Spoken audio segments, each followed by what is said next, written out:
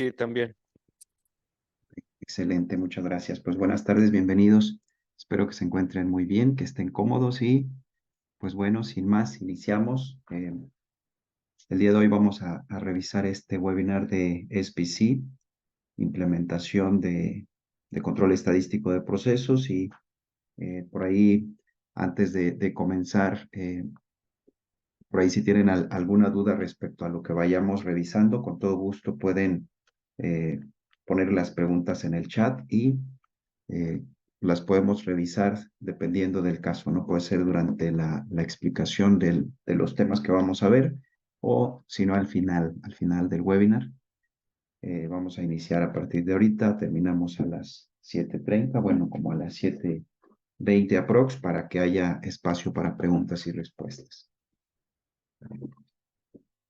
Para este tema tenemos ahí dos situaciones donde nosotros podríamos revisar cómo implementar control estadístico de procesos, dependiendo si nosotros ya tenemos un proceso que ya está en producción, pero que simplemente estamos midiendo características críticas y las estamos comparando con respecto a una especificación. Eso podría ser una situación. Y la segunda podría ser, como en el caso que tenemos en la parte de aquí arriba, en la anterior, implementación de SPC, pero hablando de la validación de un proceso, que son cosas que podrían ser diferentes. Me presento brevemente. Mi nombre es Marcelo Cabañas, de QBM Systems, Quality Manager. Y pues bueno, QBM es una compañía de servicios donde tenemos ahí soluciones para los sistemas de gestión de calidad. Por ejemplo, distribuimos algunos softwares que tienen que ver con control de calidad, con metrología, con inspección, algunos equipos de medición y también cursos para estos temas, ¿no? Core Tools, IATF, Six Sigma, Minitab, etcétera. Pero bueno, nada más para que eh, tengamos una idea de qué es lo que hacemos y pues también para presentarme. Por ahí tenemos algunos cursos programados, uno de ellos justamente es control estadístico de procesos. Digamos que este es como un breve resumen de lo que normalmente vemos en un curso de control estadístico de procesos. Por ejemplo, ya en el curso completo nosotros vemos ejemplos de cómo se hace, o un ejemplo, sí, un ejemplo de cómo se hace una implementación de control estadístico de procesos con un ejemplo de un protocolo de validación, desde la validación del protocolo, el IQ, el OQ, el PQ y el reporte final. Digamos que esto es un enfoque más hacia la industria automotriz, perdón, a la industria médica y farmacéutica, pero algo de esto podría también implementarse de manera similar, digamos, no igual, porque en la industria automotriz, pues ahí utilizamos el APQP y luego también agregamos el PIPAP. Y en el PIPAP, pues nos habla de una corrida significativa con ciertos lineamientos, con ciertas condiciones para que pueda ser una corrida significativa. Y entonces podemos dar otro enfoque un poquito diferente. Sin embargo, yo creo que el objetivo de una validación de un proceso, ya sea que estemos en un sector o en otro, digamos que puede tener cierta relación, aunque aclaro, no es lo mismo, ¿no? Este es un ejemplo de un protocolo de validación industria médica farmacéutica, que también lo vemos durante el curso.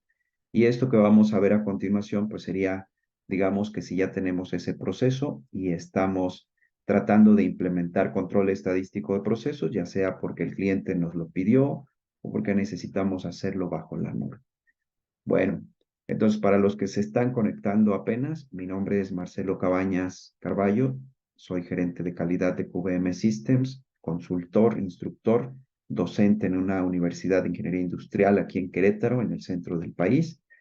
Y pues bueno, comenzamos entonces, para que no se nos vaya el tiempo tan rápido y aprovechar ver los 6 puntos que tenemos aquí. El primero de ellos es la definición de las características. En este caso, podríamos nosotros hablar de características críticas o especiales, tanto del producto como del proceso.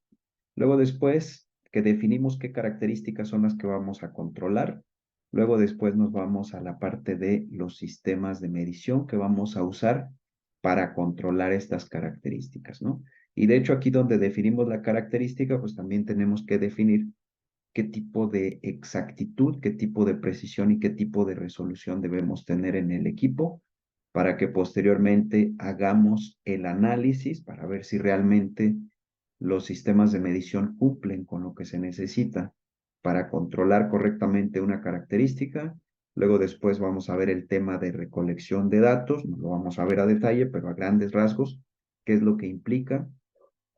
Luego después tenemos que hacer una prueba de normalidad, justamente porque si yo definí ya mi sistema de medición adecuado, ahora sí puedo analizar la distribución de los datos del proceso para posteriormente hacer un análisis de estabilidad del proceso. Esto ya es una variación en el proceso que analizamos a través del tiempo y finalmente podríamos hacer un estudio de capacidad. ¿Por qué, ¿Por qué lo hacemos en este orden? Porque es la manera, digamos, más recomendable en que nosotros pudiéramos hacer esto. Por ejemplo, si a mí me pidieran hacer un estudio de capacidad, yo necesito antes haber analizado si mi proceso se mantiene estable. Si mi proceso no es estable en el tiempo, entonces no se recomendaría utilizar índices de habilidad o desempeños en esta etapa 6 para poder, digamos que utilizarlo como herramienta de predicción.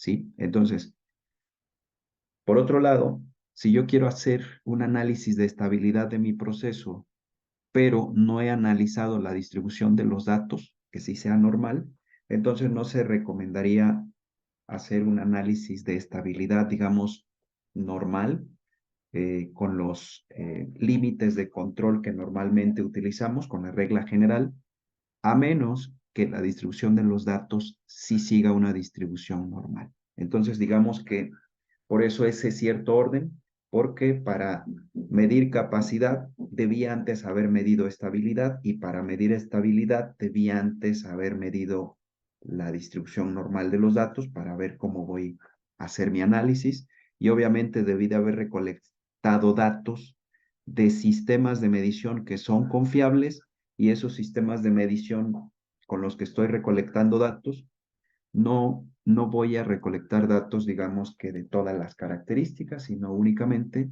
de las características que son críticas que debí de haber definido en el paso 1. Entonces, haciendo este resumen, nos vamos al primer paso.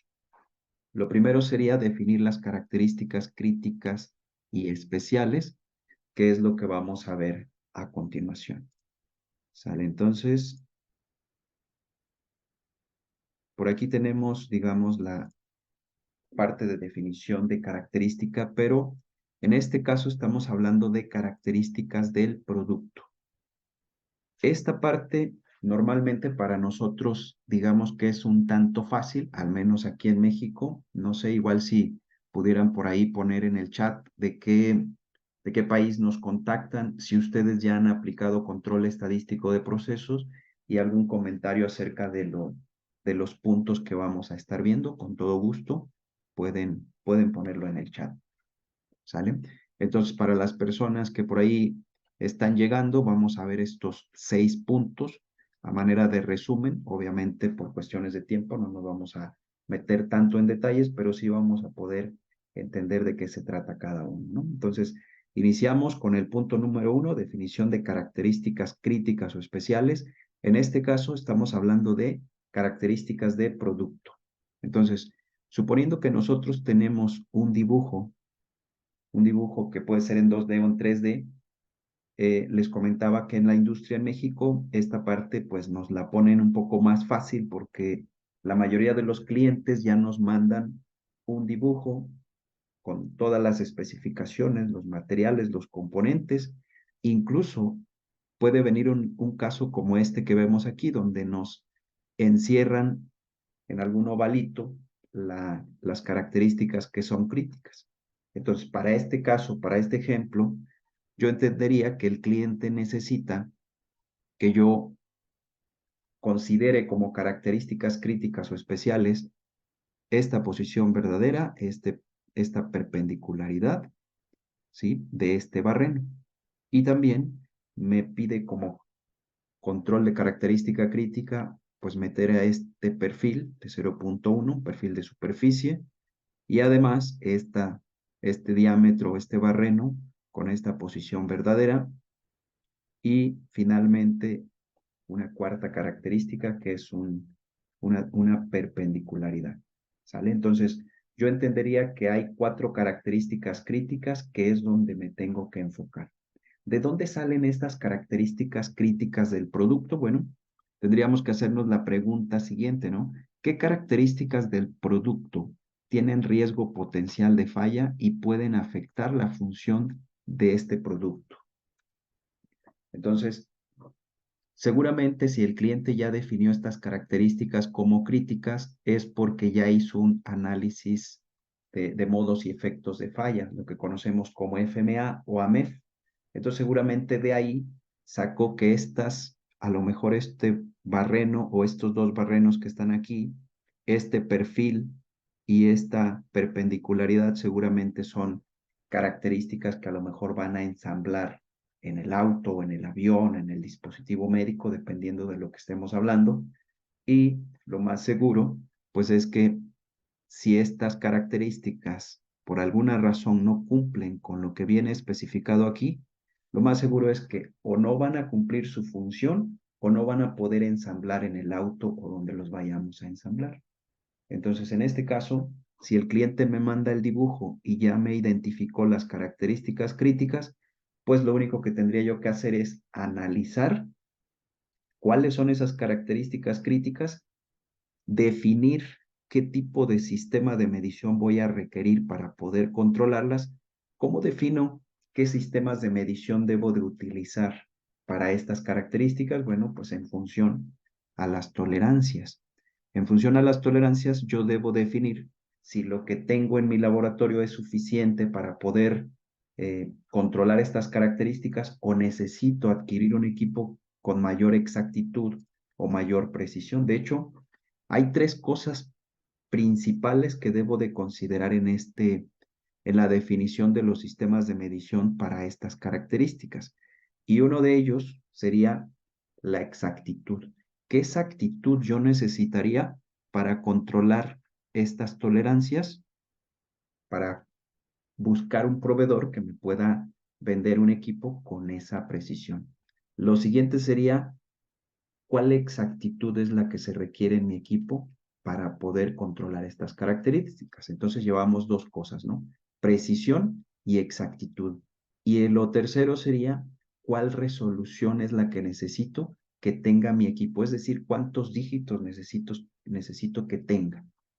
¿Sí? Entonces, en función a estas características, yo voy a definir qué precisión, qué exactitud y qué resolución necesito para controlar estas características críticas. Si se dan cuenta, el dibujo tiene varias características. Un dibujo de estos puede traer 30, 50, 200, incluso más de 400 características, pero eso no significa que yo voy a tener que incluir o implementar control estadístico de procesos a esas 400 o más de 400 características. No, únicamente me debo enfocar en las que son críticas o especiales, dependiendo cómo las clasifique el cliente. ¿Sale? Entonces, para este caso, tendríamos que definir 2 cosas, ¿no? La primera es, ¿cuáles son las características críticas? Ya las identifiqué, son estas 4 para este ejemplo. ¿Listo? Lo segundo, ¿qué sistema de medición necesito para controlarlas? Entonces, como estoy viendo que aquí hay una perpendicularidad de 0.05, perfil de 0.1, aquí hay otra perpendicularidad, una posición verdadera de 0.1. Entonces, lo más seguro es que aquí con un calibrador o con un indicador no creo que vaya a poder controlar eso. Entonces, yo, desde mi punto de vista, obviamente tendríamos que hacer un análisis más a detalle para aplicar la regla 10-1 y todo lo que implica, pero aquí de entrada yo diría que necesitaría una CMM, ¿no? Una máquina de coordenadas o algún equipo, algún sistema de medición que tenga cierta exactitud y cierta precisión, de esos que ya son automáticos y que a veces traen sistemas ya con contacto, ¿no? Pero bueno, aquí espero que esta parte se vaya entendiendo. Listo. Entonces, definida la característica del producto, fíjense, únicamente estamos definiendo característica del producto. ¿Cuáles esas características que tienen riesgo potencial de falla? Que lo más seguro es que aquí el cliente ya lo analizó, ya hizo una MEF y de ahí salieron estas 4 características, pero del producto. Fíjense, esto es únicamente producto. Listo. Nos vamos al siguiente punto que tiene que ver con definir las características del proceso, ¿sí? Y obviamente también los sistemas de medición. Hace rato hablábamos de características como posición, perpendicularidad, etcétera, que son características que tiene un producto. Bueno, ahora son de proceso. ¿Qué características? Bueno, la siguiente pregunta que tendríamos que hacerlo, y esto normalmente es algo que sí nos involucra a nosotros porque, como les decía, en la industria en México, la mayoría de los diseños ya nos los entrega hecho el cliente, ya viene con todas sus especificaciones y sus críticas, pero el proceso sí es algo que normalmente nosotros tenemos que diseñar. De hecho, es muy común que hagamos una MEF de procesos, porque de producto, pues ya viene, o perdón, de diseño ya viene hecho. Pero el AMEF de procesos, ese normalmente siempre es algo que se tiene que hacer porque la industria en México es mucho más de manufactura que de diseño, ¿no? Entonces aquí sí tendríamos que involucrarnos un poquito con los expertos de procesos a ver qué características del proceso tienen riesgo potencial de falla y que pueden afectar la función del producto. Ya hace rato vimos características que son dimensionales, que son del producto, pero ahora dentro del proceso vamos a encontrar que hay máquinas que tienen presión, temperatura, tiempo, velocidad, etcétera. Y entonces nosotros tenemos que analizar cuáles de esos parámetros tienen riesgo potencial de falla y que pueden hacer que estas características que veíamos anteriormente fallen, ¿sí? ¿Qué podríamos nosotros encontrar en esos parámetros? Porque seguramente una máquina de procesos va a tener eh, muchos parámetros, pero no todos son críticos. A lo mejor solo son algunos de ajuste finos, algunos otros son simplemente para que la máquina trabaje mejor, pero definitivamente no nos van a afectar ninguno de estos diámetros o estas zonas de aquí, sino que solamente algunos de ellos van a definirse como críticos y eso lo tenemos que detectar nosotros en el AMEF. Bueno, algo que se me pasaba en el punto anterior es que de estas características que nosotros ya definimos que van a ser críticas que vamos a tener que controlar, nosotros tenemos que agregarlas a un plan de control, ¿sí? Si esto ya el cliente lo hizo, entonces lo único que nosotros tenemos que hacer es tomar estos datos y meterlos al plan de control. En el plan de control yo voy a colocar que esta posición verdadera, este diámetro y esta perpendicularidad se tienen que controlar y ahí debo definir cada cuánto tiempo y muchas otras cosas más que más adelante vamos a ver. ¿Sale? Entonces, esto que ya definimos como crítico va al plan de control, pero en el plan de control vamos a asignarlo como un control de producto. Y lo que nosotros definamos de aquí va a definirse como parámetro crítico o característica crítica del proceso y también va directo al plan de control, pero ahora como control de proceso. El anterior, en el plan de control sería control de producto y aquí sería control de proceso. Ok, entonces vamos a suponer que de esto, por ahí los expertos del proceso nos indicaron que la presión es un parámetro crítico para este producto y que también la temperatura y tal vez la velocidad son los únicos 3 parámetros que tal vez se consideraron críticos. Entonces, estos 3 parámetros tienen que ir directo al plan de control. Ahorita más adelante vamos a ver en qué parte irían, pero esa sería, digamos, la temática. Ahora, esos 3 parámetros que incluimos al plan de control, pues obviamente tenemos que monitorearlos y tenemos que controlarlos de alguna manera con algún sistema de medición. ¿Qué sistemas de medición podríamos utilizar? Bueno, Por ejemplo, para la presión, pues vamos a tener que colocar algún manómetro de presión. ¿Ese manómetro de presión puede ser cualquier manómetro? Pues no. Tiene que tener cierta exactitud, cierta precisión y cierta resolución para que sea, digamos que lo más confiable, para que el resultado que yo esté analizando o recolectando del proceso, pues que realmente sea un dato confiable, porque de ese dato yo voy a tomar decisiones, si parar la máquina, si ajustarla, si mandar las piezas al scrap, si liberar el lote de producción, etcétera, ¿no? Entonces, por eso es importante que definamos correctamente este sistema de medición, que en este caso sería un manómetro, pero también vamos a tener controladores de temperatura. Entonces, esos controladores de temperatura que vamos a usar en el proceso, también tenemos que asegurar que son sistemas de medición de temperatura que son confiables, que si yo le digo que me dé 200 grados Celsius, que realmente me esté dando 200 y que no vaya a ser que me esté dando 180 o 230 en lugar de 200. ¿Sale? Entonces, ¿qué tipo de sistemas de medición yo debería de incluir al plan de control? Pues única y exclusivamente los sistemas de medición que se encargan de controlar características críticas o especiales, nada más. Yo puedo tener 3 o 5 manómetros de presión, pero hay uno que es el que me va a controlar esa única o ese parámetro crítico que tengo. Entonces, ese único manómetro es el que necesito incluir a mi plan de control, no los otros 4 que están en otras zonas, que a lo mejor solo son de referencia y no me están controlando nada.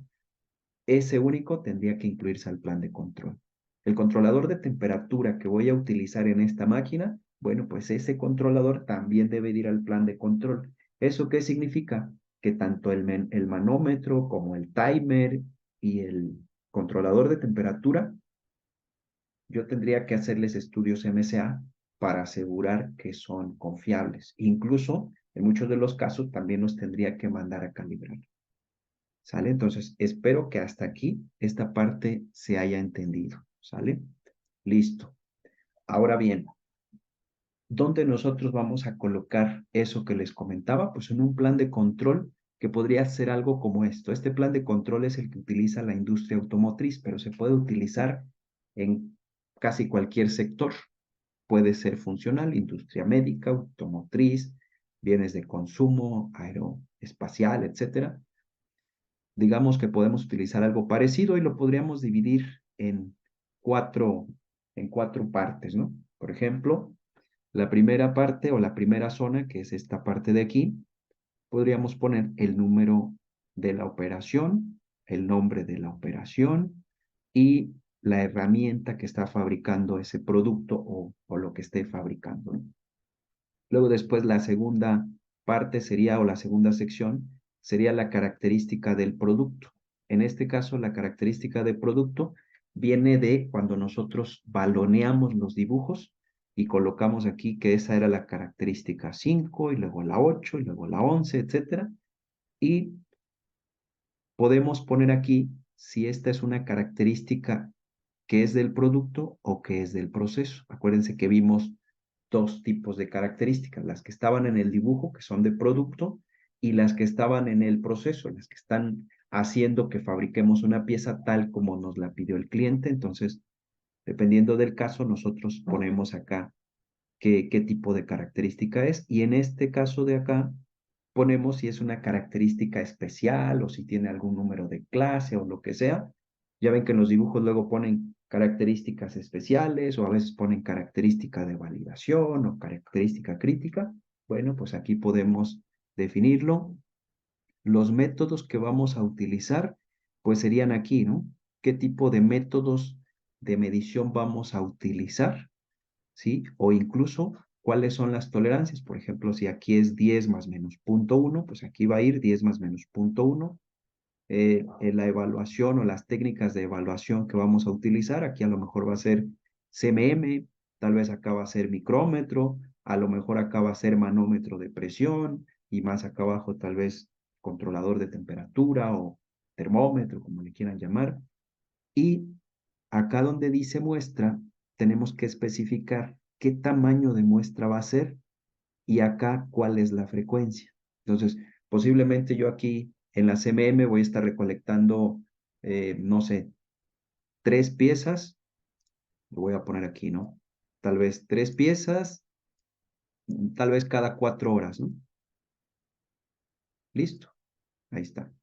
Y el método de control que voy a utilizar, es decir, cuál es la retroalimentación que voy a estar utilizando, pues va a depender de qué quiera yo utilizar. Por aquí yo le puedo poner comparación con los límites de control, tal vez voy a utilizar una gráfica de precontrol, tal vez voy a utilizar una gráfica de control de las normalitas que tienen límites de control, o voy a utilizar una gráfica de capacidad, un capability analysis, o dependiendo de lo que yo esté o vaya a utilizar como método de control, yo lo voy a poner aquí. O simplemente voy a utilizar un software que ese software me va a avisar si algo está fuera de control o fuera de especificación. Aquí yo tengo que definir de qué manera se va a controlar esa característica crítica o especial. Y finalmente, y digamos que no más importante, es lo último que tenemos hasta acá. Lo peor que podemos hacer nosotros es que hagamos un plan de control y que al momento de que algo falle, por ejemplo, si yo aquí tuviera 5 características críticas entre proceso y producto, lo peor que podría pasar es que alguna de estas 5 características fallara y que la gente no supiera qué hacer. Lo ideal o la función principal de este plan de control es que yo sepa qué debo de hacer, cuándo hacerlo, cómo hacerlo, quiénes deben de hacerlo, con qué método, con qué equipo. Pero lo importante es aquí que si cualquiera de estas 5 características sale fuera de control o de especificación, que yo sepa exactamente, o más bien que cada quien sepa exactamente qué hacer y cómo hacerlo. Entonces aquí en mi plan de control, yo le puedo poner aquí un código donde diga que hay un documento que se llama plan de reacción para tal número de parte que me indica que si esta característica 1 sale mal, si me sale una pieza, pues yo debo de avisarle al de calidad y al de procesos. Si me salen 2 piezas, tal vez yo le digo que hay que ajustar el proceso. Y si me salen 3, a lo mejor yo le pongo aquí que hay que parar la máquina o que hay que avisarle al de calidad o al de mantenimiento o a tal persona. De hecho, tengo que poner aquí cuál es el plan de reacción y quién es el responsable de llevar a cabo ese plan de reacción. ¿Sí? Entonces, cualquiera de estas características que sale mal, la gente de calidad, la gente de procesos, la gente de mantenimiento, el supervisor de producción, el metrólogo, cada quien tiene que saber exactamente qué debe de hacer en cada uno de los casos, para que no haya duda de que, híjoles, creo que esto le tocaba a calidad, no, se me hace que a mantenimiento o al de procesos, no, todo tiene que estar claro aquí en este plan de reacción y quién lo debe de hacer para que no haya ninguna duda y que todos sepan exactamente qué hacer, ¿sale? Bueno, ese es el resumen del plan de control. Listo, espero que hasta aquí esto vaya quedando claro. Bueno, el siguiente punto, que es el de análisis de sistemas de medición, ahora sí, ¿qué era lo que teníamos que hacer nosotros con esos sistemas de medición? Si nosotros ya definimos la característica y qué es lo que vamos a controlar, cómo lo vamos a controlar, ya tenemos un plan de control. Bueno, en ese plan de control, seguramente si yo reviso el plan de control, voy a saber qué equipos o qué sistemas de medición son los que necesito para controlar ese número de parte. Porque ese plan de control que veíamos acá es por número de parte, o incluso podría ser por familia, pero no puede ser para los 20 números de parte que yo tengo. Entonces, de este número de parte en específico, ¿cuáles son los sistemas de medición que yo debo de utilizar para ese control? Entonces, imagínense que aquí tenemos la CMM, un micrómetro, un manómetro, un controlador de temperatura y un timer. Bueno, esos 5 sistemas de medición, yo debería de asegurar estas 3 cosas al menos, ¿no? Tendría yo que hacer, obviamente, lo primero que ponemos aquí, pues una calibración. Eso es importante. Y hay una diferencia entre calibración y estudios MSA. Son dos cosas necesarias para un sistema de medición y que uno no reemplaza al otro, ¿no? ¿Por qué? Porque tenemos que analizar la variación que hay en los sistemas de medición. ¿A cuáles sistemas de medición debemos de hacerles estudios MSA? Pues a los que están declarados en el plan de control, porque si se supone que están controlando o monitoreando características críticas del producto o del proceso, pues lo más seguro es que son características que tengo que asegurar que estén bien y que lo que voy a usar para medir realmente me está dando un resultado óptimo, un resultado confiable, porque de ahí voy a tomar decisiones. Entonces, siempre la recomendación inicial es hacer una calibración, ¿sí? Eso en primer lugar. ¿Para qué hacemos una calibración? Pues para confirmar, cuando nosotros definimos la característica crítica o especial,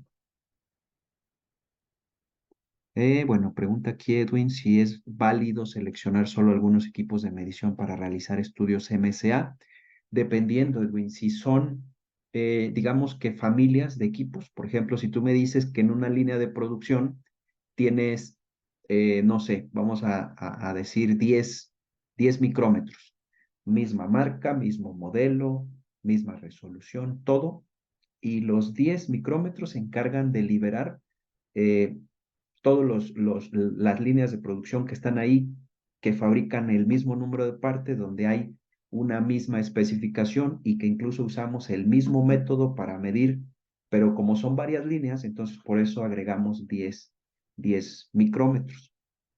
En ese caso, sí sería justificable que yo pudiera aleatoriamente tomar 3 micrómetros de ellos y hacerles estudios MSA. Si esos están bien, pues puedo hacer una inferencia estadística donde podría interpretar que los otros 7 micrómetros están en la misma condición. Eso podría ser válido, no sé si a eso te refieres. Bueno, continuando entonces con el tema de la calibración es algo que hacemos al inicio porque cuando nosotros definimos que necesitábamos un equipo con cierta exactitud, cierta precisión y cierta resolución, nosotros le dijimos al proveedor que necesitábamos un equipo con esas características y eso fue lo que nos vendió. Entonces, ¿cómo yo compruebo que eso que me vendió el fabricante o el proveedor realmente es lo que yo le pedí? Pues yo con un tercero mando a calibrar mi equipo o incluso a veces puede ser una verificación interna, ¿no? Dependiendo de cómo lo tengan definido. Pero normalmente mandamos un equipo con un tercero, por nada, Edwin, y esa persona se encarga de, en condiciones óptimas, yo digo que una calibración es más en condiciones óptimas, perdón, porque ahí las personas o la persona que mide o que calibra con ese equipo, pues es el experto técnico de esa magnitud, llámese masa o presión o dimensional o la que sea. El experto técnico es el que se encarga de medir patrones de alta exactitud. Fíjense, ahí no incluyen mis piezas de producción, ahí incluyen patrones de alta exactitud y con un método que ya fue validado, porque hacen las validaciones de métodos los laboratorios acreditados en 17025 y se alinean perfectamente a la ISO IEC 17025, entonces tienen, digamos que un proceso de medición o de calibración totalmente validado, donde ellos aseguran que ese proceso es un proceso confiable, ¿sale? Ellos no van a incluir a mis 3 operadores que tengo en el primero, segundo, tercer turno, entonces por eso decimos que es en condiciones ideales, ¿sí? Porque sus temperaturas están controladas, seguramente su humedad relativa también, no hay vibración, no hay polvo, las condiciones que ellos tienen pues son bastante limpias y entonces digamos que esas condiciones no representan la realidad de cómo yo voy a usar, perdón, mis equipos ya en las líneas de producción. Por otro lado, los estudios MSA, ahí en este caso, sí utilizo cosas que son más representativas de las condiciones de fabricación. Por ejemplo, yo no utilizo patrones de alta exactitud, yo lo que utilizo son piezas de mi proceso y tampoco mide el experto técnico, sino que miden tres personas, el operador del primero, segundo, tercero, que a lo mejor tienen cierta diferencia o discrepancia en cuanto a sus métodos de medición y todo eso genera variación, pero en una calibración yo jamás voy a ver eso, ¿sí? En una calibración yo utilizo el error máximo permitido que el fabricante me puso en una hoja técnica y en un estudio MSA yo a veces utilizo o la variación del proceso o la especificación de mi producto y a veces pues eso no tiene nada que ver. Además, en los estudios MSA, pues yo incluyo la vibración, porque en la línea de producción donde estoy usando el equipo, hay vibración, hay polvo, hay ruido, a veces la iluminación no está tan bien, o a veces los espacios son muy limitados, y en esas condiciones es donde realmente yo voy a utilizar mi equipo. Entonces, la diferencia es que en un proceso de calibración yo lo hago, digamos, en condiciones más ideales y en un estudio MSA, pues yo lo hago en condiciones de fabricación tal como voy a usar el equipo, ¿sale? Entonces estoy probando si mi equipo en condiciones de fabricación es capaz de mantener esa precisión y esa exactitud como debería de ser, ¿sale? Entonces, entendiendo esto, por eso tengo que hacer primero mi calibración. Si mi equipo está de acuerdo a lo que el fabricante o el proveedor me dijo que me iba a dar, entonces yo con eso cumplo el primer paso, ¿sí? Y una vez que hice esto, ahora sí, voy y hago mi estudio MSA. ¿Qué estudios debería yo de hacer? Pues al menos se recomienda que sean dos, un estudio de precisión y un estudio de exactitud, para que entonces yo pueda asegurar que tanto la precisión como la exactitud ya en condiciones de fabricación realmente se cumplen y si hago estas dos cosas, entonces yo digo que mi sistema de medición es confiable. Listo. Y para los que han hecho estudios de MSA o los que no hayan hecho, pues los estudios de exactitud son los estudios de sesgo, linealidad y estabilidad, y los estudios de precisión, pues son los RIRs. ¿Listo? Espero que esta parte vaya quedando clara. Bueno, el siguiente punto es la recolección de datos. Y la recolección de datos, pues no es algo que tenemos que hacer así como que de manera eh, de imprevisto, ¿no? Así como que vamos a improvisar a ver qué sale, ¿no? Es algo que se debe de recolectar donde pues debemos tener una planeación previa, debemos definir qué tipo de muestreo vamos a hacer, el tamaño de la muestra, incluso la frecuencia y bueno, todo eso que implica. Los datos deben ser recolectados con calidad e integridad y usando el mismo método de acuerdo a lo establecido. Eso quiere decir que entonces la recolección debe de planearse por anticipado. Antes de que nosotros queramos implementar SPC, tenemos que planear cómo vamos a hacer esa recolección de datos. Debemos definir qué tipo de muestreo en función a los objetivos del análisis o la característica del proceso, pues vamos a definir qué tipo de muestreo. El tamaño de la muestra, pues mientras más grande es el tamaño, más fácil es detectar pequeños cambios del proceso. Y tenemos que hacer un plan de muestreo para mejorar la efectividad o incrementar la efectividad del plan de muestreo. Vamos a ajustarnos de acuerdo al tipo de proceso. Subgrupos racionales de preferencia, de forma que la probabilidad de la variación por causas especiales se minimice, ¿no? Y la variación por causas comunes, eh, perdón, la variación dentro de subgrupos se minimice y la variación entre subgrupos se maximice. La comparación de la variación, bueno, cuando desarrollemos un plan de muestreo, la variación entre subgrupos va a ser comparada con la variación dentro de subgrupos. Ahorita vamos a ver algunos ejemplos de esto, ¿no? Y también tenemos que analizar la variación dentro de subgrupos.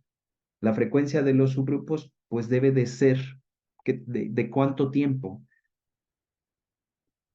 Podría ser, según de acuerdo al manual del SPC, al menos cada 15 minutos. Pero si nosotros vamos a recolectar muestreos en subgrupos, esto tiene que tener una secuencia de tiempo, ¿sí? No podemos ir a la línea de producción y recolectar 200 piezas de forma consecutiva y ya con esas hacer nuestro análisis, por ejemplo, de estabilidad, porque pues no le estaríamos dando una secuencia de tiempo y eso pues no sería tan correcto. De hecho, lo único que estaría yo analizando pues es la variación que tiene mi proceso, pero a corto plazo. No estoy evaluando el desempeño, ¿sí? Entonces, es importante que yo establezca una secuencia de tiempo en función a qué tipo de proceso estoy analizando y qué tanto tiempo después mi proceso ya tiende a variar, ¿sale? Ok, esto lo vamos a ver de manera muy resumida. Tenemos que también definir tamaño de subgrupo, número de subgrupo. Por ejemplo, una de las recomendaciones que se hacen normalmente es que el tamaño de subgrupo sea de 3 a 5, ¿sí? 3 a 5 piezas y el número de subgrupos se recomienda que sean 20 subgrupos de 5 o 25 subgrupos de 4 o 100 datos de manera individual. Entonces, ¿qué significa? Que si yo tomo subgrupos de tamaño 5, pues necesitaría al menos 20 subgrupos para poder hacer buen análisis de mi proceso y para que yo pueda calcular los límites de control si es que voy a analizar la estabilidad del proceso.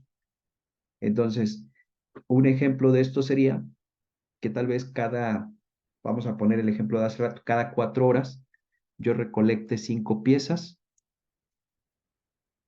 del proceso. Esas 5 piezas se deben de recolectar de forma consecutiva. Y a este muestreo yo le llamaría subgrupo 1. Y después, a las siguientes 4 horas, voy a tomar el subgrupo 2 y vuelvo a recolectar nuevamente 5 piezas del proceso. Y a este le llamo pues subgrupo 2. Ahora, ¿qué debería yo de tomar en cuenta cuando recolecto estas primeras 5 piezas y las siguientes y las siguientes? Pues debo de considerar que esas piezas las debo de recolectar de manera consecutiva, es decir, una tras otra. ¿Por qué? Porque aquí, en este muestreo o en este subgrupo 1, yo lo que necesito es analizar la variación a corto plazo de mi proceso. Si yo recolecto 5 piezas de forma consecutiva, una tras otra, yo lo que esperaría pues es que esas piezas fueran muy similares. ¿Por qué? Porque casi las tomé al mismo tiempo, las 5. Si estas 5 piezas presentan variación, entonces eso quiere decir que mi proceso tiene una variación a corto plazo. Tal vez la máquina ya tiene mucho desgaste o tal vez la hemos utilizado mal o configuramos mal los parámetros o la estamos forzando. Cualquiera de las razones que sea, esto nos va a dar la variación a corto plazo que tiene mi proceso. Tal vez yo me tardé 2 minutos en recolectar esas 5 piezas. Bueno, entonces aquí yo estaría viendo la variación o la dispersión de mi proceso durante 2 minutos. Es una variación a corto plazo, ¿sí? Y luego después en el siguiente subgrupo voy a encontrar algo muy similar, la variación de 2 minutos dentro de otras 4 horas y así sucesivamente, subgrupo 2, 3, hasta el subgrupo 20.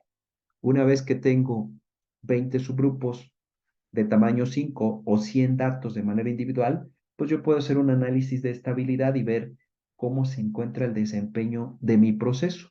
Y para esto, bueno, la dispersión yo la evalúo con medidas de dispersión. Pueden ser rangos, pueden ser desviaciones estándar, lo más común son rangos. Y para la variación entre subgrupos, que esa es otra variación que por ahí hace rato mencionábamos, la variación entre subgrupos se calcula utilizando promedios, ¿sí? Entonces, del subgrupo 1, yo calculo un promedio, del subgrupo 2 también calculo un promedio, y así sucesivamente hasta el subgrupo 20. Y entonces la variación entre subgrupos va a ser calculada del promedio de todos los subgrupos. Si yo meto los promedios en una gráfica de control, entonces yo podría ver la variación que hay de los promedios de mi proceso y que yo esperaría que se mantuvieran dentro de control para que entonces dijera que mi proceso es estable en el tiempo. Y en la partecita de abajo, normalmente yo coloco otra gráfica que puede ser una gráfica de rangos y ahí en esa gráfica de rangos yo podría colocar la variación dentro de los subgrupos, ¿sale? Entonces hago otra gráfica aquí abajo que normalmente se llama gráfica de rangos. Esta es la gráfica de promedios. Esta de acá abajo es la gráfica de rangos. Y dentro de esa gráfica lo que yo voy a graficar es la dispersión que hay del subgrupo 1, la dispersión del subgrupo 2, subgrupo 3 y así sucesivamente hasta el 20. Entonces ahora tengo dos gráficas. Una gráfica que me está analizando la tendencia central de mi proceso a través del tiempo y otra gráfica que me está analizando la dispersión de mi proceso a través del tiempo. Son dos maneras de medir la variación del proceso, tendencia central y dispersión. Listo, espero que esta parte se vaya entendiendo. Ok, entonces, por aquí hablamos de la variación entre subgrupos y dentro de subgrupos, pero bueno, esto ya no lo vamos a analizar tan a detalle, nada más aquí está la gráfica. La gráfica o la variación dentro de subgrupos. Bueno, aquí está. Cada línea vertical, esta línea azul vertical, representa los valores o la variación dentro de su grupo y los intervalos, la variación dentro de subgrupos. Esta es la variación que tienen los subgrupos y la conexión media, que son estos de aquí, estos puntitos azules, pues representan la variación entre subgrupos, ¿sí? Entonces, esta línea roja lo que nos está dando es cuál es la variación que hay entre subgrupos y estas líneas azules que son verticales nos están indicando la variación que había dentro de los subgrupos y aquí podríamos nosotros claramente identificar que este subgrupo es el que tuvo la variación más pequeña, bueno, ese y tal vez este, y tal vez el que tuvo una variación más grande, yo diría que es este, porque lo estamos viendo aquí gráficamente. Entonces, digamos que es una manera de entender gráficamente cómo es que funciona la variación dentro y entre subgrupos. Listo. Luego después hay que hacer un esquema de muestreo, tamaño de la muestra, todo esto lo vemos más a detalle en el curso. Bueno, entonces ya vimos eh, la definición o la elección de definición de las características críticas o especiales. Luego después vimos los análisis de sistemas de medición, qué es lo que hay que considerar. Luego después vimos el plan de muestreo, la recolección de datos. Y ahora vamos a ver la distribución normal de los datos, de manera también resumida. Porque es importante que nosotros hagamos una análisis de distribución de los datos, porque cuando nosotros hacemos un estudio de capacidad, y de hecho voy a abrir por aquí, voy a abrir Minitab para explicarles, porque vamos a ver algunos ejercicios de manera muy breve. Me dicen cualquier cosa, si esta información, perdón, esta imagen del Minitab sí se está viendo, por favor me dicen en caso de que no.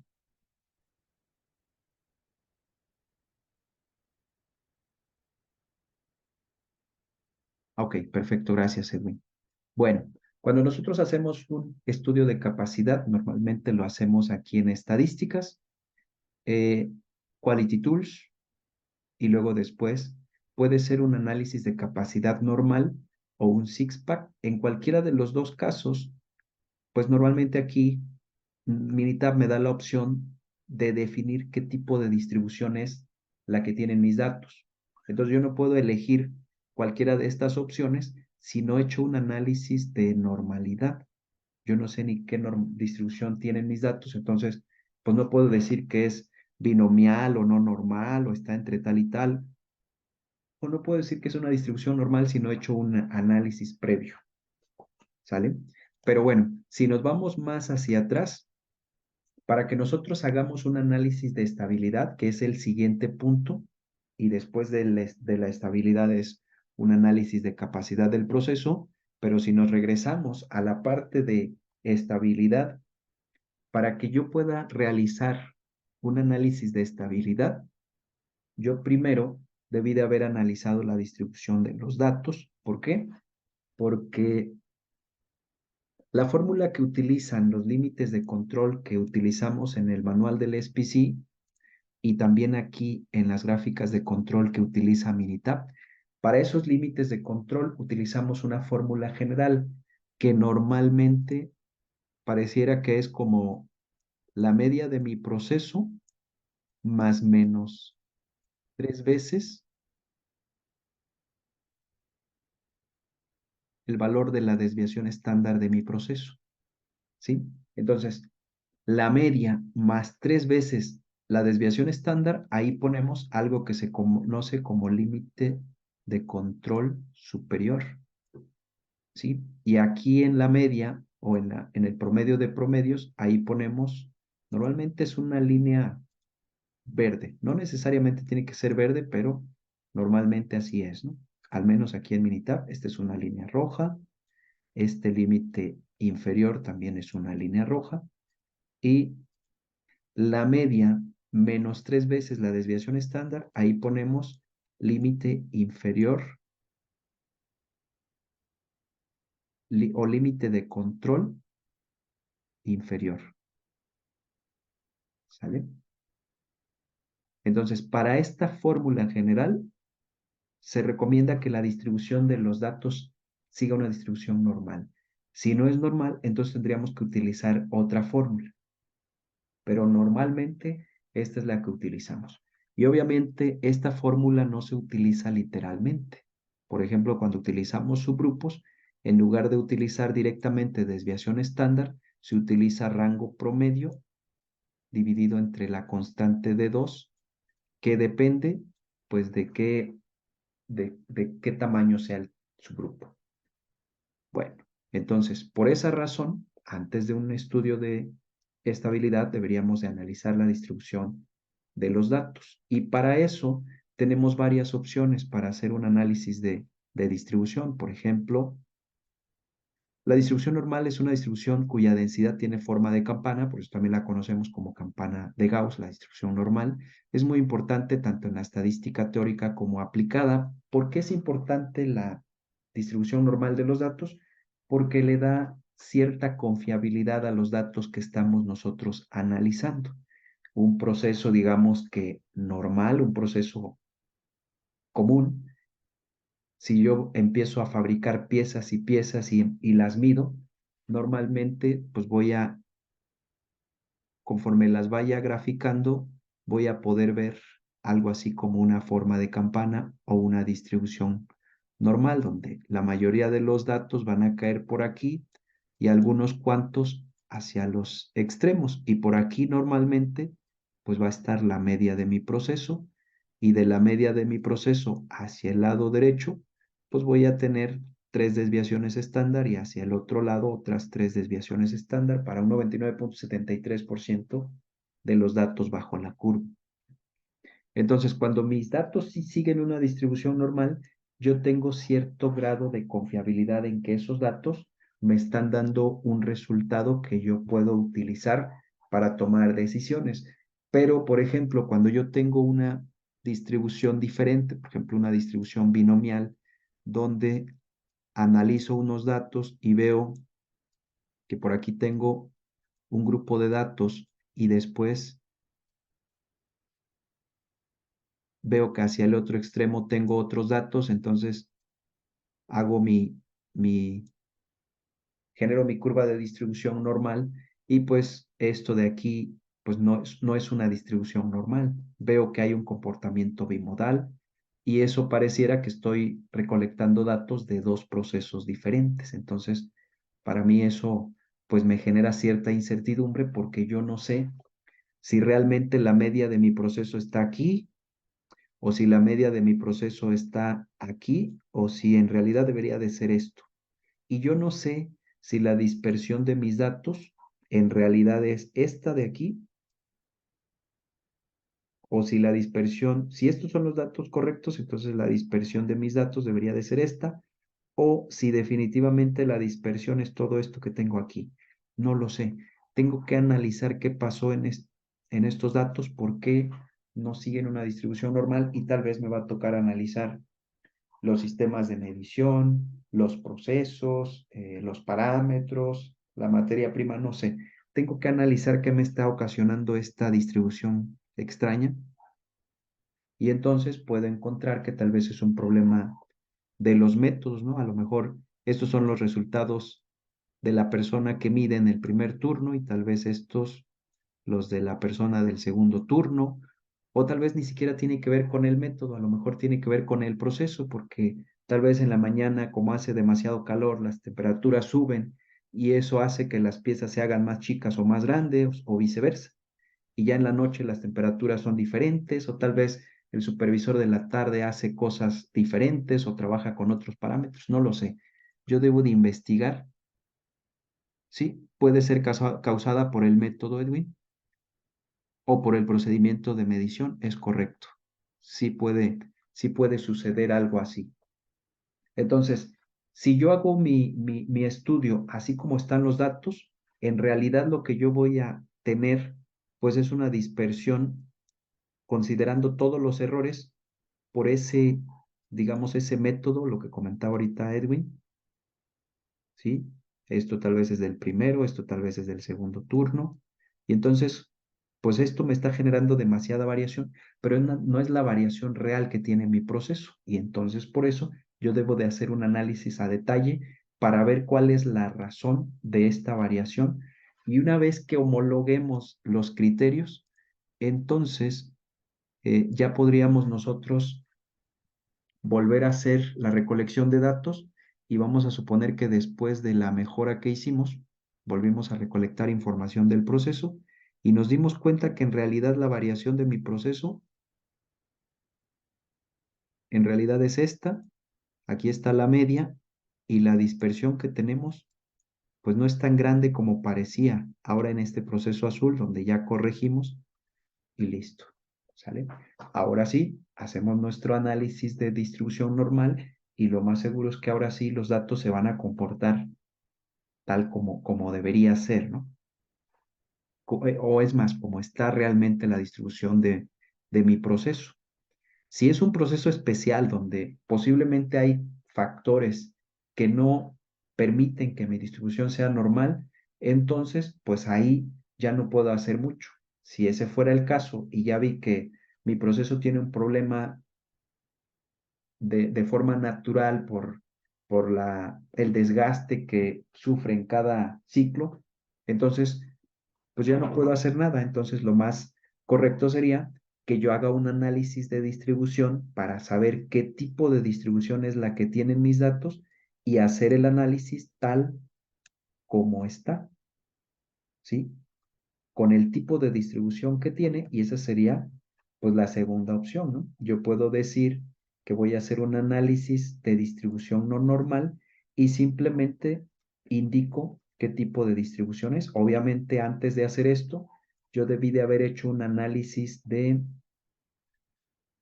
distribución para identificar qué distribución es, analizo los datos, me hace un análisis de todas las distribuciones y de aquí pues voy a sacar a qué distribución es a la que se parece el proceso que estoy analizando. De aquí saco qué tipo de distribución es y finalmente, pues aquí hago mi análisis de capacidad con el tipo de distribución al que sí se asemeja mi proceso. ¿Sale? Esa sería, digamos, la segunda opción. Y la tercera, que no es recomendable, pues sería hacer un análisis de capacidad normal. Yo ya sé que no son normales mis datos, bueno, puedo hacer una transformación, ya sea Box-Cox o Johnson Transformation, y esa sería, digamos, la tercera opción que no se recomienda porque prácticamente yo no estoy haciendo ningún análisis, no estoy mejorando nada, lo único que estoy haciendo es, digamos, alterando o ajustando los datos para que se ajusten a una distribución normal cuando en realidad pues en el proceso no está pasando nada, el proceso sigue igual, con una distribución no normal, y yo lo único que estoy haciendo es transformando los datos. Entonces, la primera opción siempre es la correcta. Bueno, la que se recomienda. No, correcta ahora sí que depende del caso, pero al menos la que se recomienda es la primera opción. Una distribución no es normal. Yo hago mi investigación de por qué no es normal. Si lo puedo solucionar, la recomendación es que lo solucione, y cuando haga mi análisis, que lo haga con una distribución normal. ¿Por qué? Porque ese tipo de distribución le da una mayor confiabilidad al análisis que estoy haciendo. Si lo que estoy analizando son datos por atributos, entonces aquí tengo dos opciones: un análisis de distribución binomial o Poisson o Poisson, ¿sí? Que dependiendo de si son, por ejemplo, binomial, es para los datos de atributos que solamente son pasa-falla, buena-mala, no pasa, no pasa, etcétera, donde solo tengo dos opciones. Y Poisson, tal vez número de o unidades defectuosas, o más bien defectos por unidad. Por ejemplo, cantidad de puntos en un metro de tela, o en un metro de piel, o cantidad de defectos por metro cúbico, etcétera, ¿no? Pero bueno, esas son las opciones. Ahora, ¿de qué manera yo puedo analizar o verificar la normalidad de los datos en Minitab? Bueno, pues tenemos aquí varias opciones. Voy a abrir alguno de estos estudios. Por ejemplo, este que dice estudio de capacidad. Y yo tengo aquí unos datos que son bueno, dos alturas, ¿no? Una de máquina 1, otro de máquina 2. Simplemente voy a copiar estos datos y los voy a pegar tal cual. Si yo quiero analizar la normalidad de estos datos, simplemente tengo dos opciones en Minitab. Por ejemplo, en estadísticas, yo puedo hacerlo directo aquí en estadística básica y normality test o prueba de normalidad, ¿sí? Y si me regreso aquí a la presentación, nos damos cuenta que hay varias opciones para poder hacer el análisis o la verificación de normalidad.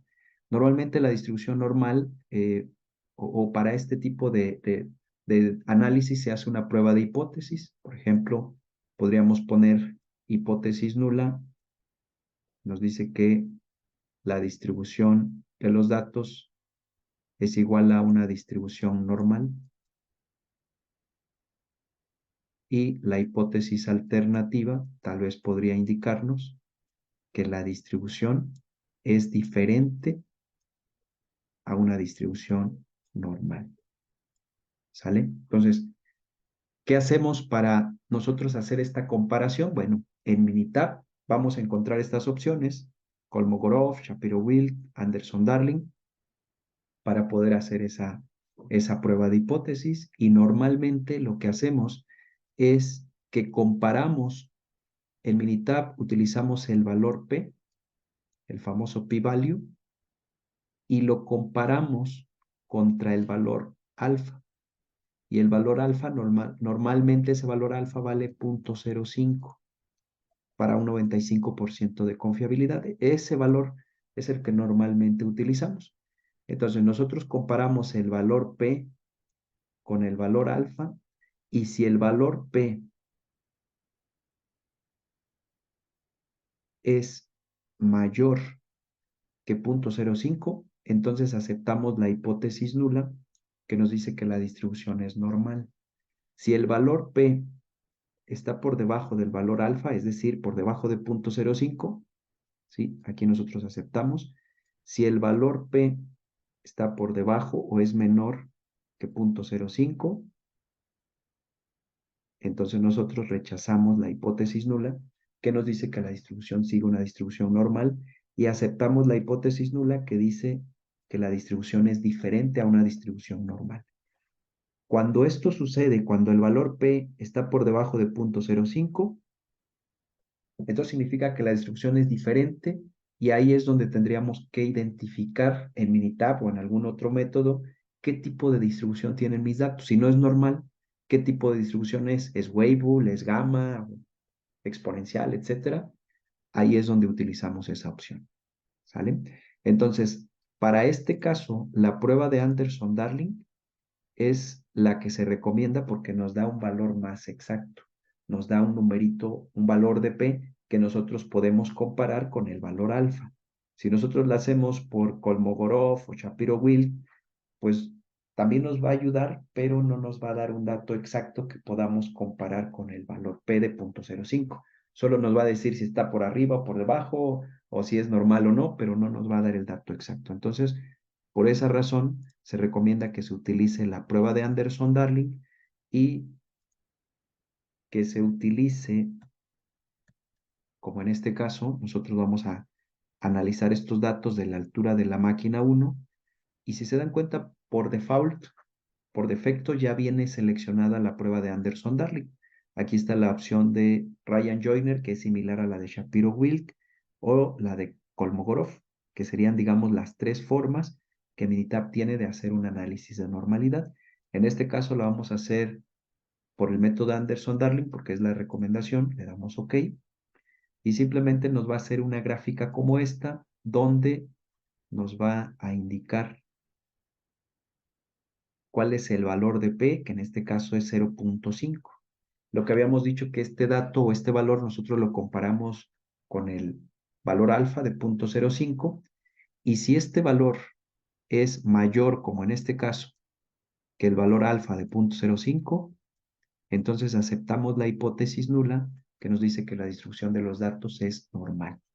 ¿Sale? Entonces yo aquí lo que interpreto es que la distribución de los datos que estoy analizando sí sigue una distribución normal, y ese supuesto ya se estaría cumpliendo. ¿Listo? Entonces, el valor puede ir desde 0, el valor P puede ir desde 0 hasta 1.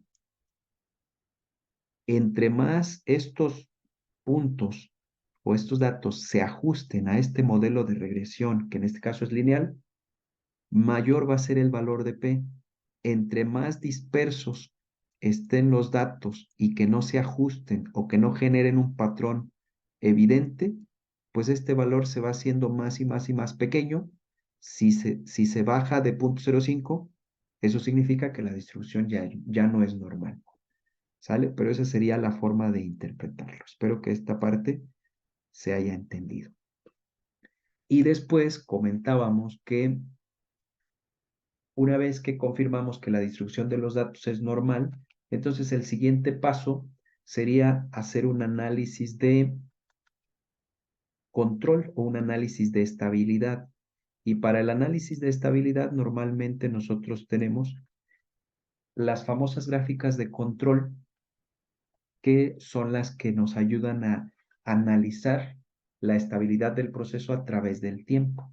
Y hablando de gráficas de control, podríamos dividirlas en dos diferentes categorías, unas que son gráficas de control para variables y otras que son gráficas de control para atributos. Las más comunes son las de variables, pero se pueden utilizar ambas, depende qué queremos analizar.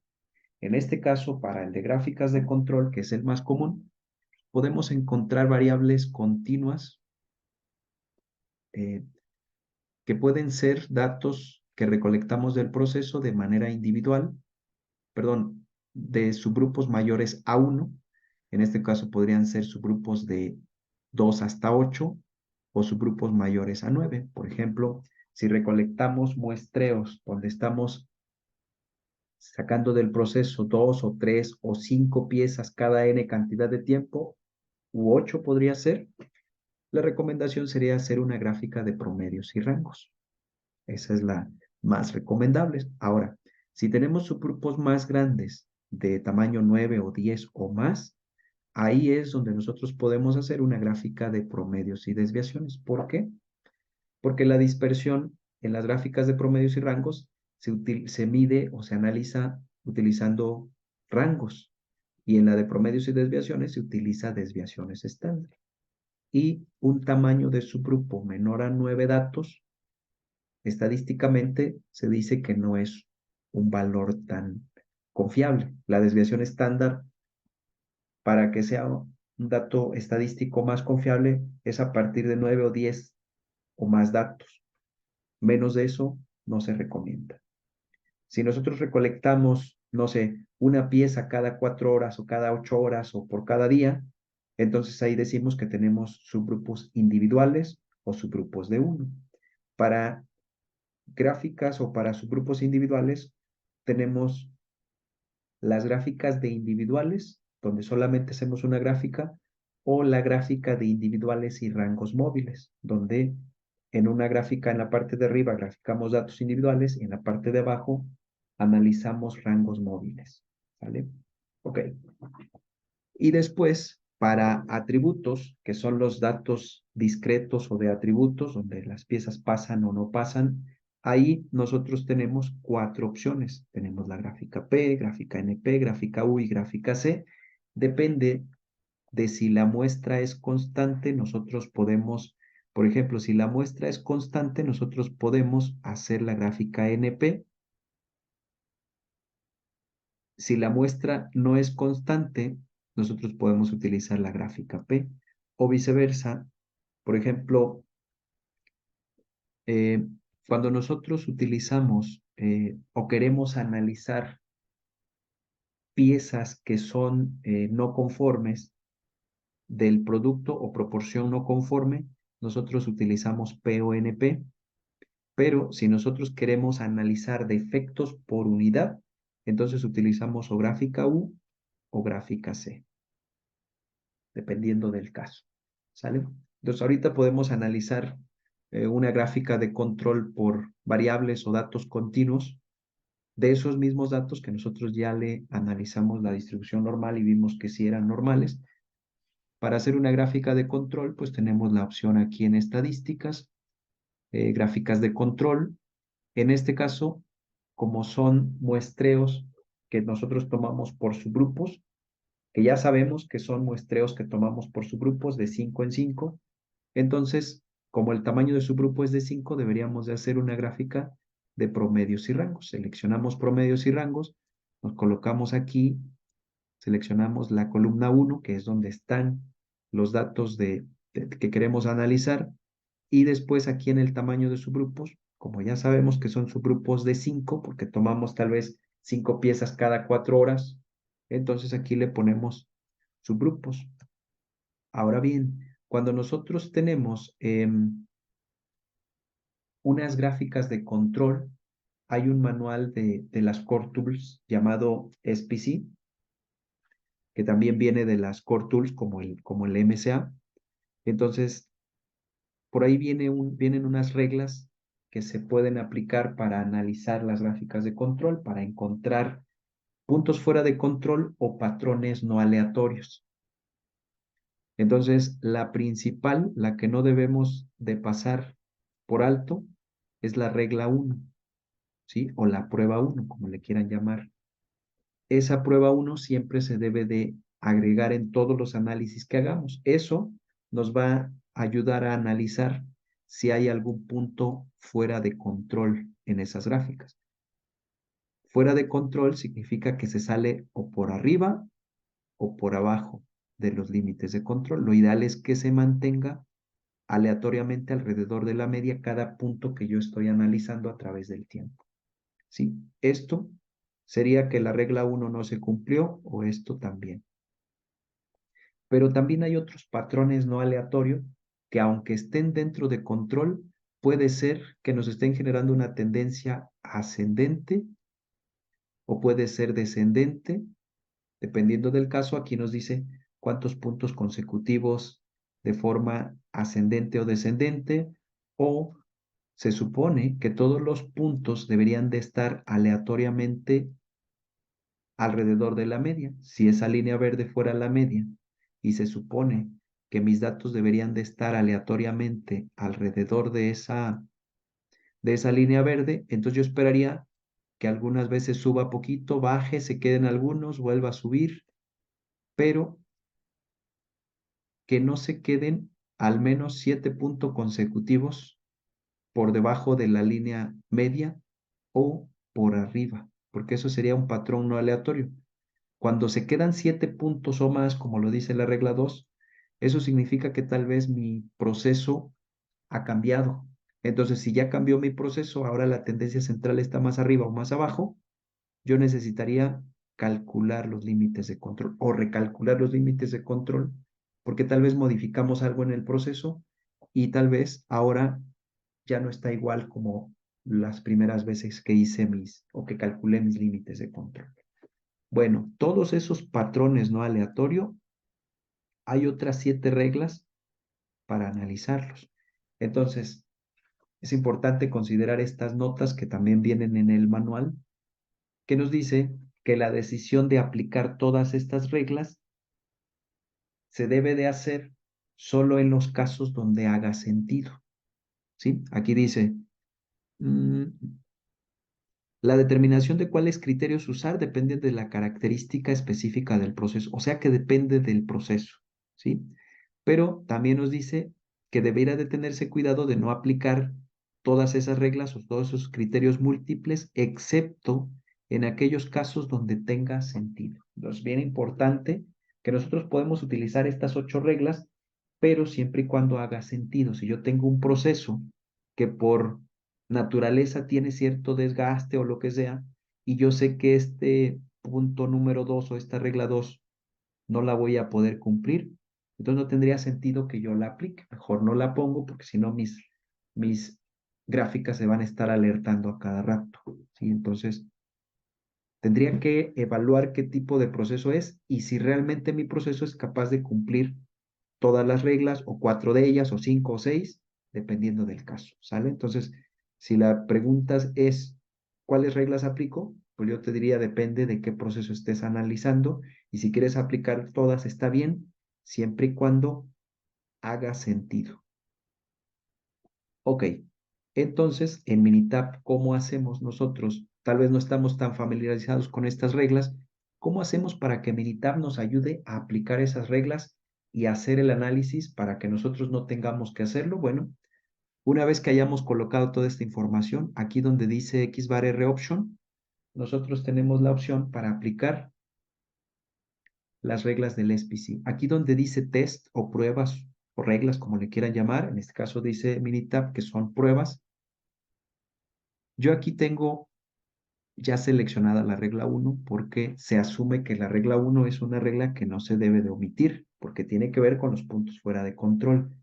Pero todas las demás reglas yo puedo elegir si solo aplico 4 de ellas o solamente las primeras 2 y las 7 para un nuevo proceso que estoy iniciando, o si definitivamente quiero aplicar todas, en lugar de estar seleccionando una por una, me voy aquí donde dice ejecutar todas las pruebas para causas especiales, le doy OK y listo.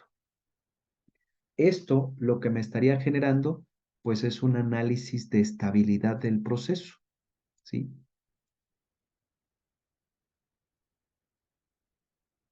No se recomienda activar todas, Edwin. Nos pregunta Edwin si se recomienda activar todas las reglas. No se recomienda si no hace sentido. Por ejemplo, si yo sé que mi proceso de repente es un proceso que alguna de esas 8 reglas no va a cumplirlas, excepto la 1, porque esa sí se tiene que aplicar, entonces tal vez puedo aplicar solo 7 o solo 6 o solo 5, dependiendo del caso. Lo que nos dice aquí la nota 2, y también es importante considerarlo, es que la aplicación de cada una de estas reglas o de estos criterios hace más sensible las gráficas, incrementa la sensibilidad de encontrar causas especiales, que es, digamos, uno de los objetivos que tenemos, pero también incrementa la probabilidad del error tipo 1. ¿Cuál es el error tipo 1? De acuerdo al manual del SPC, el sobreajuste. Algo que por ahí no les había comentado y que es importante que nosotros consideremos, cada que nosotros vamos a implementar control estadístico de procesos, tiene que aplicarse siempre y cuando ya tengamos nosotros un proceso definido y ya tengamos establecido que así es como va a trabajar, que ya las personas están utilizando el mismo método, vamos a utilizar la misma materia prima, los mismos parámetros, las mismas condiciones y todo. Y una vez que nosotros hayamos definido ya un proceso que ya se supone que es claro que así va a quedar, ahora sí vamos a aplicar control estadístico de procesos. Significa entonces que ya no habría necesidad de estar mueve y mueve a cada rato. ¿Por qué? Porque el error tipo 1 tiene que ver con el sobreajuste. Si hay un proceso que todavía no está definido y todavía le andamos viendo a ver en qué punto queda el dato ya o la pieza sale como la queremos o estamos haciendo esos ajustes finos, la recomendación sería pues no aplicar gráficas de control, porque si yo sé que todavía voy a seguir ajustando esos ajustes finos que luego se necesitan, pues mejor no aplico gráficas de control porque esos pequeños ajustes que yo haga en el proceso se van a reflejar en la gráfica de control y voy a confundirme pensando que es una causa especial, que es algo ajeno a las causas que ya tengo controladas y voy a querer tomar acciones y voy a querer hacer un análisis de causa cuando en realidad fue un parámetro que por ahí alguien movió, ¿sí? Si yo ya dejé claro que el proceso va a quedar así, entonces ahora sí aplico mis gráficas de control, aplico todas las reglas y ya sé que el sobreajuste, bueno, en algún momento alguien va a tener que ajustar, pero va a ser algo mínimo y va a ser bajo cierto control y vamos a saber que si algo varía, pues ya tenemos el dato de que alguien va a mover y ya esperamos que haya un cambio porque pues es un cambio, digamos, controlado, ¿sale? Entonces, ¿qué es lo interesante cuando yo hago mis gráficas, en este caso en un software especial para control estadístico de procesos? Pues que me va a indicar cuáles son las reglas que no se cumplen y me va a indicar qué subgrupo, como en este caso, esta es la gráfica de promedios o la de tendencia central, me dice que el subgrupo 9 pues está fuera de control por la regla 6. Tendríamos que ver qué dice la regla 6, pero aquí, este punto, digamos que es un patrón no aleatorio. Y en la gráfica de dispersión, ahora tenemos en el subgrupo 23 que la regla 1 no se cumplió en este punto. ¿Qué deberíamos de hacer en los dos casos? Bueno, la primera cosa que deberíamos de hacer es un análisis de causa raíz para ver cuál fue la razón o la causa por la que este punto se nos salió de control. Estadísticamente, si mi proceso se mantiene estable, debería de oscilar alrededor de la media dentro de más menos 3 desviaciones estándar.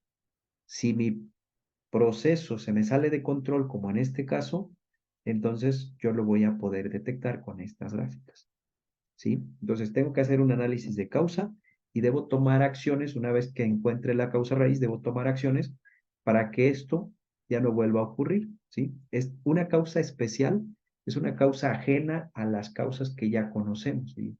Digamos que una causa especial es algo que pudo haberse ocasionado tal vez porque la resistencia de la máquina se dañó y ya no alcanzó a subir la temperatura, o el pistón se dañó y ya no alcanzó a generar la presión que se necesitaba, o el equipo periférico se dañó y se apagó, o se nos fue la luz y eso ocasionó, o alguien metió mal un parámetro, cosas que digamos son ajenas a lo que normalmente hacemos, ¿sale? Lo último que faltaría de esto, pues sería, obviamente aquí tenemos que este proceso pues está fuera de control. Voy a ver, por ejemplo, si el proceso de la máquina 2, ya nada más para concluir, máquina 2, vamos a ver si este está dentro de control, gráficas de control, lo mismo que acabamos de hacer. Voy a quitar este, voy a poner la máquina 2, las reglas las dejo activadas, le doy OK y listo. Bueno, este sería un ejemplo de un proceso que está en control. Significa entonces que la máquina 1 o el proceso de la máquina 1 tendría que analizar por qué se me salió de control y como la máquina 2 sí está dentro de control y obviamente yo les decía que las pruebas de normalidad teníamos dos opciones. Bueno, prueba de normalidad, esta es la otra opción de hacer una prueba de normalidad. Nos va a dar exactamente lo mismo, lo único diferente es que aquí nos da unos intervalos de confiabilidad de 95%. La distribución es normal de la máquina 2, los datos o el proceso se mantiene o se comporta de manera estable, entonces ahora sí estamos listos para hacer un estudio de capacidad o un análisis de capacidad con una distribución normal porque ya lo confirmamos y esto digamos que sería el último paso. Le voy a poner que es un subgrupo de 5. No sé si por aquí tengo la tolerancia. Sí, 12 más menos 0.4 sería 11.6, máximo 12.4 y el nominal, yo lo puedo poner aquí, 12. Si yo dejo activo la palomita de arriba que nos dice que es la variación o el análisis dentro de subgrupos, nos va a entregar el CP-CPK, y si yo dejo solo el overall análisis, que es la variación total, nos va a entregar PP y PPK. Entonces, dependiendo de qué les pida el cliente o en qué etapa de análisis estén, ustedes pueden dejar una o la otra opción, ¿sale? Entonces, yo le dejo overall análisis, me va a dar PP, PPK, aquí está, PP, PPK, ¿sí? Y si yo dejo variación dentro de subgrupos, pues ahora me va a dar CP y CPK. Estos índices de habilidad o desempeño, pues va a depender de qué es lo que les pida el cliente. Pero a grandes rasgos, esa sería, digamos, la manera en que nosotros podríamos hacer una implementación de control estadístico de procesos. Aquí nos dice el manual que para utilizar diferentes índices de proceso como herramienta de producción, el requerimiento es que los datos para calcularlos sean recolectados de un proceso que está en control. Por eso descartamos el proceso 1 y nos fuimos con el proceso 2 porque este proceso 2 sí está dentro de control, ¿sale? Si no está dentro de control, entonces no nos va a ayudar este índice como herramienta de predicción, ¿sí? Entonces, la variación se divide en dos. La variación dentro de subgrupos, acuérdense que aquí la variación dentro de subgrupos nos da CPK y CP, y la variación total nos da PPK y PP.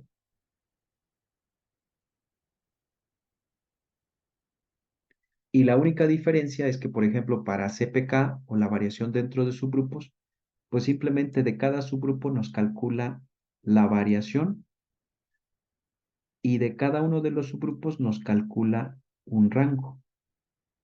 Sí, aquí pusimos el ejemplo de 5 subgrupos, pero obviamente tienen que ser al menos 20 o 100 datos o 125 en el caso de la industria automotriz. Y lo único que hacemos aquí es calcular la variación dentro de cada subgrupo y luego toda esa variación dentro de los subgrupos la promediamos y de ahí sale el famoso rango promedio.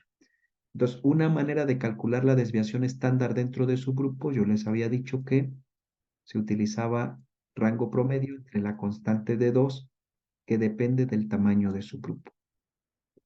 Y la variación total no utiliza solo la variación dentro de su grupo, utiliza la variación entre y dentro de su grupo. Significa entonces que la variación total, y lo voy a poner aquí de rojo, utiliza toda la variación que hay en mi proceso.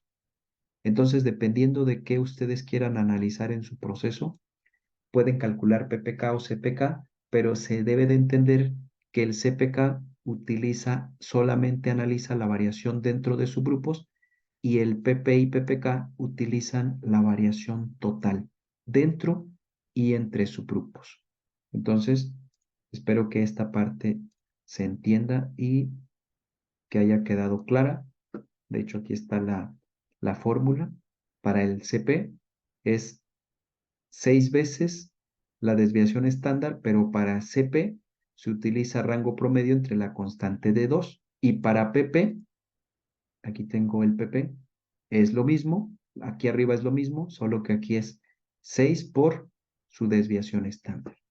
Y en el caso del CPK, utiliza 3 desviaciones estándar o 3 veces su desviación estándar, utilizando la fórmula de variación dentro de subgrupos.